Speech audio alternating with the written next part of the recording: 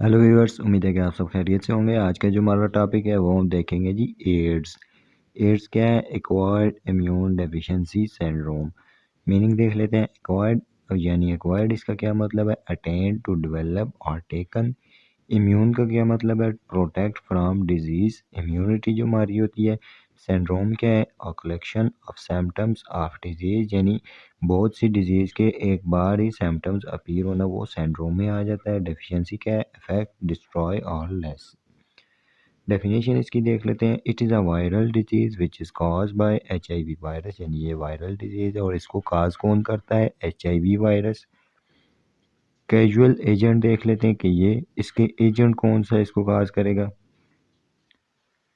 It is cause by HIV virus, यानी HIV virus cause करेगा। The immune system of human possesses T4 lymphocytes and B lymphocytes which white blood cells, यानी ये human जो हमारा होता है उसके पास वाइट ब्लड सेल्स की टाइप होती हैं जिसमें T lymphocyte और B lymphocyte आ जाते हैं। There are two types of T cell, जिसमें हेल्पर टी सेल और किलर टी सेल आ जाते हैं।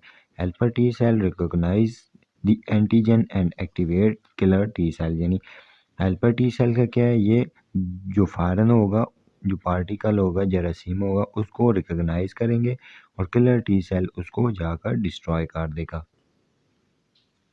सिम्टम्स ऑफ एड्स क्या होंगे? Symptoms of AIDS develop after many years, यानी ये डिजीज़ के लगने के बाद मैनी ईयर्स के बाद डेवलप होंगे इसके symptoms. When a person is infected, the symptoms of AIDS are in two stages, यानी पर्सन के इफेक्ट होने के बाद ये कई साल बाद इसके सिम्टम्स अपीयर होंगे और ये दो स्टेजेस में सिम्टम्स अपीयर होंगे, जिसमें पहला आ जाता है इम्यूनो सप्रेशन, जिसमें क्या होगा?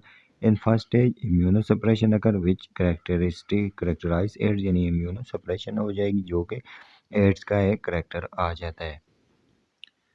Only flu like symptoms appear, यानी सिर्फ फ्लू की तरह के सिम्टम्स अपीयर होंगे, जिसमें आ जाता है fever, muscle x and स्वालन lymph nodes and gland, यानी इसके कोई स्पेसिफिक उस तरह कोई भी सिम्टम्स अपीयर नहीं होंगे फ्लू की तरह के, जैसे फीवर हो सकता है, मसल्स एक्स यानी जिस्म में दर्द हो सकता है, उसी तरह के ये इसके सिम्टम्स हो गए। इम्यूनो डेफिशिएंट, इसका दूसरा स्टेज कौन सा आ जाएगा? In this stage the patient become suspected to microbial attacks and have no ability to resist the infection and patients suffer from a variety of diseases which lead to death, यानी इस stage में क्या होगा? हमारी body को छोटी से छोटे जो जरासीम होंगे वो अफेक्ट करते जाएंगे, यानी नॉर्मल जो यूजुअली हम पर अटैक करते रहते हैं और जो हमारी बॉडी उनको इजीली डिफेंड कर सकती है, वो वाले जरासीम हम पर अफेक्ट करेंगे और वो उनके खिलाफ हमारी बॉडी के पास इम्यूनिटी नहीं होगी और जो कि डेथ काज कर सकते हैं। ट्रांसमिशन ऑफ एड्स में क्या आ जाएगा? ऑल सेक्सुअल कॉन्टैक्ट, यानी सेक्सुअल हर तरह का जो सेक्सुअल कॉन्टैक्ट होगा उससे ट्रांसफ़र हो सकते हैं। बाय ब्लड ट्रांसफ्यूजन, यानी ब्लड के ट्रांसफ्यूजन से हो सकते हैं। बाय शेयरिंग नीडल्स ब्लेड्स, यानी नीडल ब्लेड की शेयरिंग से भी हो सकता है। बेबीज बॉर्न टू HIV, यानी जो HIV पेशेंट होंगे उनके बेबीज यानी जो बॉर्न होंगे उनसे भी इफेक्ट हो सकता है। Close contact between patient and healthy person, यानी हेल्थी पर्सन और पेशेंट के दरमियान क्लोज जो कॉन्टैक्ट हो सकता है उसकी वजह से, क्योंकि through open wounds can also transmit, यानी ओपन वाउंड्स जो हो सकते हैं, यानी जो पेशेंट HIV का होगा, एड्स का होगा, उसके करीब अगर कोई पेशेंट भी होगा जिस वाउंड्स वगैरह जिसको लगी वगैरह होगी, उसके ऊपर भी वायरस अपना अफेक्ट कर सकता है, अटैक कर सकता है।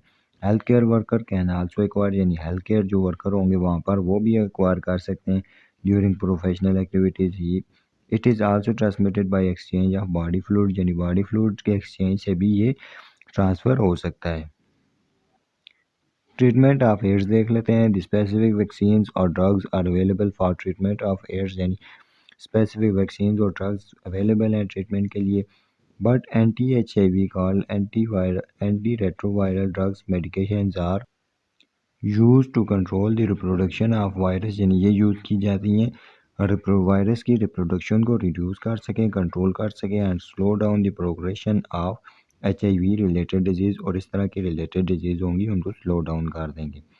For better work combined medicine are given, यानी ज़्यादा अच्छे इफेक्ट के लिए कंबाइंड मेडिसिन दी जाएंगी। These medications are called and active anti retroviral therapy, और इन्हें क्या कहते हैं?